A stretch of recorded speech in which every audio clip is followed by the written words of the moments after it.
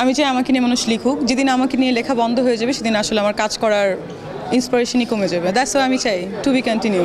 শাকিব খানের সাথে আসলে তোমার সম্পর্কের জায়গা আসলে কেমন? আমি যে ড্রেসগুলো পরি ইউজুয়ালি সেই ড্রেসগুলো কম মানুষই পরে। আমি কোনো রূপচর্চা করি না। ছোটোবেলায় আমি অনেক সুন্দর ছিলাম, এখন আমি অনেক কালো হয়ে গেছি এবং পিম্পলসটা শুরু করছে না ঘুমানোর জন্য। সোশ্যাল মিডিয়ায় তিনি প্রায় থাকেন আলোচনায়, সেটা শাকিব খান ইস্যু হোক বা তার দেশের বাইরে যাওয়া নিয়ে হোক, যেটাই হোক না কেন, অর্থাৎ তিনি কিন্তু আলোচনায় আছেন। অর্থাৎ নিউজের খোরাক হচ্ছেন তিনি প্রায়শই তার সোশ্যাল মিডিয়া বিভিন্ন পোস্টের মাধ্যমে। তিনি আর কেউ নন, মিষ্টি জান্নাত।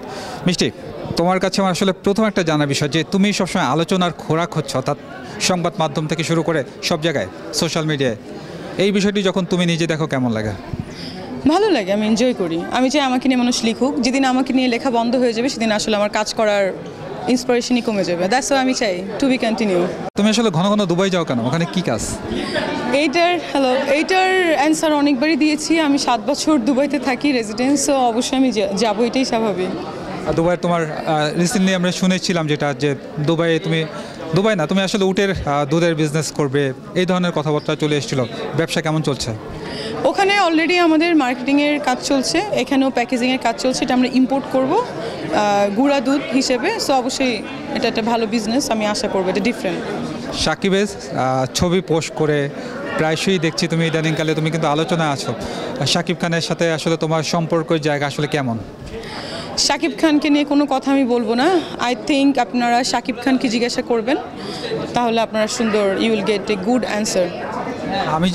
আমি শুধু জানতে চাই যে আছে না বন্ধুত্বের জায়গা বা সম্পর্কের জায়গা, অ্যাজ এ কলিগ বা যেটাই হোক না কেন, সেই জায়গাটা কেমন? আমি একটু আগেই এটা বললাম যে যদি শাকিবকে নিয়ে ছবি পোস্ট করি, কেউ লিখবে যে আমি রিকোয়েস্ট করে ছবি তুলেছি, অথবা অনেকে লিখবে হয়তো বা প্রেম করার জন্য ছবি তুলেছি, অথবা অনেকে লিখবে যে আমি যদি বলি যে শাকিব ইজ মাই ফ্রেন্ড, বলবে he is very senior than you. আমি যদি বলি হি ইজ মাই বয়ফ্রেন্ড, বলবে তার দুটো ওয়াইফ আছে, বাচ্চা আছে। সো আমার কি বলা উচিত? শি ইজ এ কি বলে আমাদের co artist, senior co artist. He is a mega star. So তার সঙ্গে আমরা ছবি তুলতেই পারি, তার ছবি পোস্ট করতেই পারি, এটাই বলবো। তোমার আসলে আজকে আউটলুকে দেখতে পাচ্ছি যে গর্জিয়াস একটি ড্রেস, মানে এই গর্জিয়াস ড্রেসের আসলে দামটা খুব জানাচ্ছে। যে দেশের বাইরেও আমি দেখেছি যে অনেকেই ড্রেসের দাম আসলে অনেকেই চান যে আসলে কত একটু জানার জন্য। আমার একটু জানার ইচ্ছে যে তোমার আজকে ড্রেসের দাম কেমন? আমার আজকে ড্রেসের দাম আমি বলবো না, আমি আগেও বলেছি, এটাও আমি দুবাই থেকে এনেছি স্পন্সর করা। সো এই কোম্পানি থেকে আমাকে অনেকগুলো ড্রেস স্পন্সর করা হয়েছে এবং আমি কয়েকটা ড্রেস কিনেছিও, কিন্তু প্রাইস বলা যাবে না, ঝামেলা। কারণ আমি চাই না প্রাইস বলে আবার কন্ট্রোভার্সি হোক। সো প্রাইসটা আপনারা খুঁজে বের করেন, দুবাইতে গেলে আপনারা পাবেন। আমি যে ড্রেসগুলো পরি ইউজুয়ালি সেই ড্রেসগুলো কম মানুষই পরে। সো আমার এরকম হয়নি, আর এটা আসলে হওয়ার কিছু নেই, পরতেই পারে। একটা ড্রেস তো অনেকেই পরতে পারে, যেমন এই ড্রেস এই টাইপের ডিজাইন নোরা ফাতেহি পরেছিল, সো আমিও পরছি। সো এটা হতে পারে। মিষ্টি জান্নাত তো দেখতে সবাই বলে অনেক মিষ্টি, আসলে মিষ্টি জান্নাতের রূপচর্চার আসলে রহস্যটা কি?